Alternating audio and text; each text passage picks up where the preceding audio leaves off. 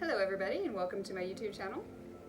I am listening to some wonderful frequency tones in the background. I don't know if you can hear them or not.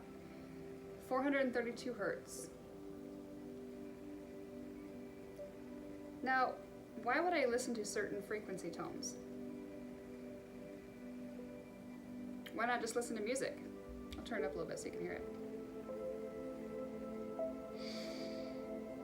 Frequency tones, depending on the tone and frequency, can be good or very bad for you. And we'll get into that here in just a second. So what I wrote today, it's not really put together probably proper yet, but I wanted to kind of just talk about what I wrote. At least I feel pulled to kind of talk about it. So how does the environment that you are in, the foods that you eat, the people that you hang around with affect your moods, well-being, and sensitivity to your gifts? Unless you are strong and an influencer, the people in your environment will influence you. You are who you hang around with. So if you can't be strong and hold the light for others, then they will influence you all day long. The foods you consume play a vital role in your physical, mental, and emotional health. The water that you drink that should be extremely nourishing is full of chemicals. The bottled water is leached full of chemicals from the plastic bottle. So once was nourishing to our bodies become nothing but synthetic chemicals put into our bodies.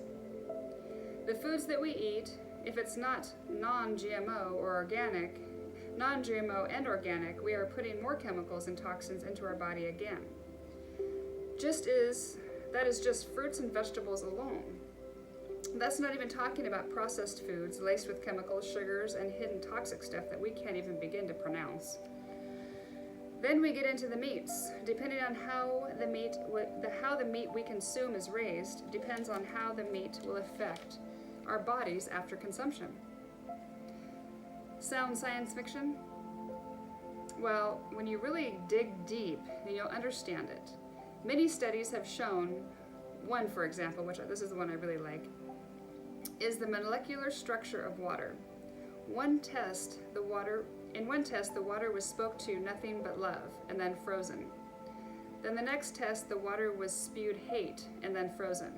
The test with the love, put underneath a microscope, looked at it, and the molecular structure was amazing and beautiful in geometrical shapes. The other, spewed with hate, was opposite, ugly, and no beautiful shapes at all. This is no different when it comes to the meat that we consume. Depending on how the animal was raised, treated, and cared for has an amazing effect on the molecular structure of the meat after being processed. The environment that we are in affects us at a cellular level as well as do when we live in the city, where smog is poisoning our air. There's no trees out to filter it out.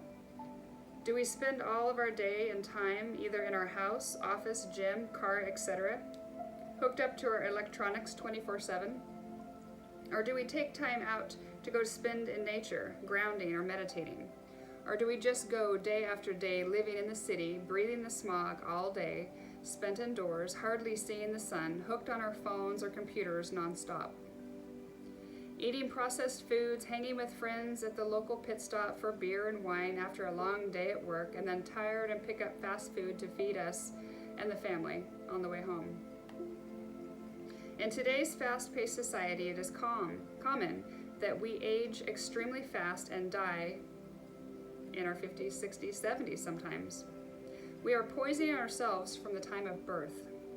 Our bodies and our minds don't even have a chance to be healthy. Then the health and beauty industry is a multi-billion, if not trillion-dollar industry to make us healthier, more beautiful, regress aging, and make us skinnier, etc. The foods, the water, the people, the environment all makes us tired, drained, fat, depressed, suicidal, mental disorders, diseased, and toxic.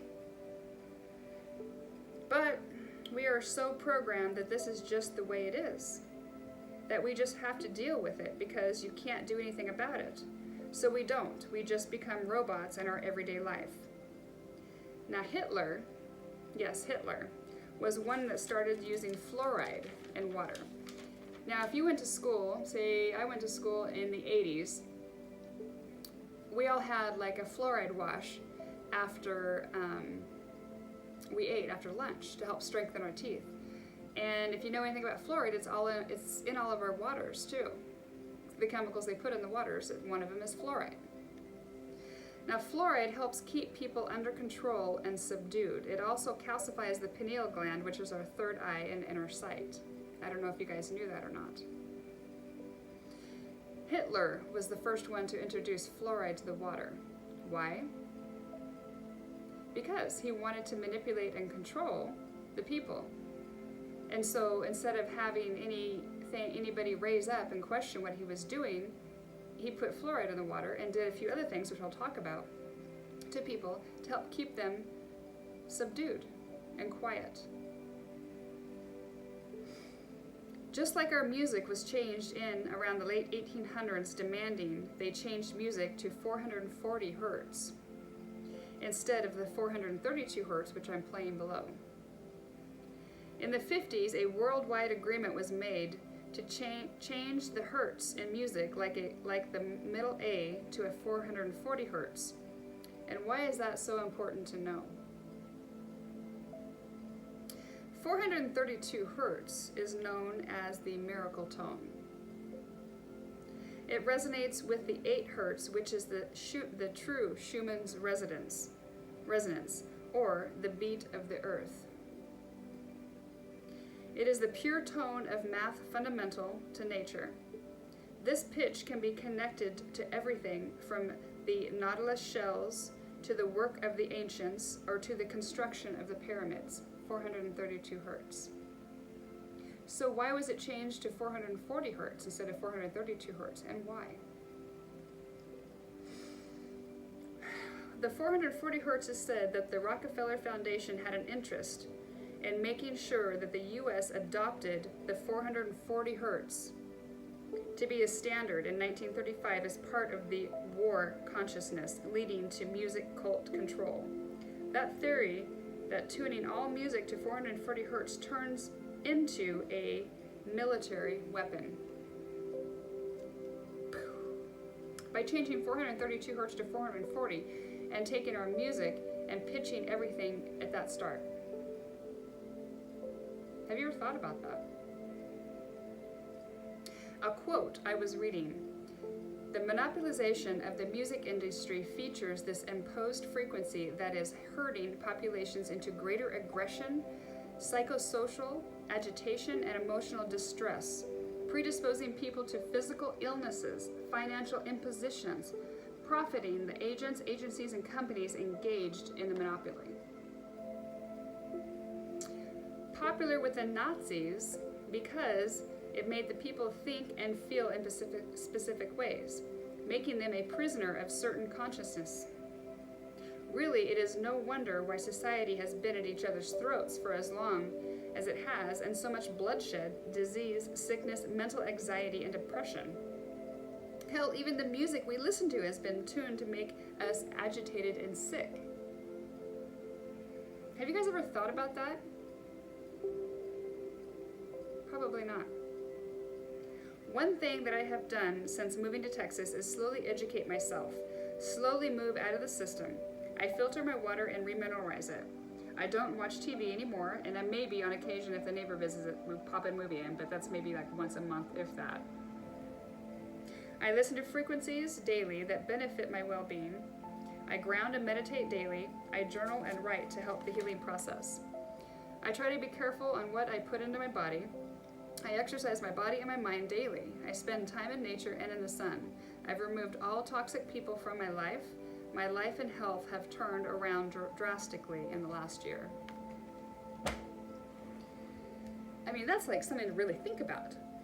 I mean, unless you're living and drinking well water or fresh spring water, everything that you drink, in your water, has been put in your body to poison you and to keep you subdued like a robot.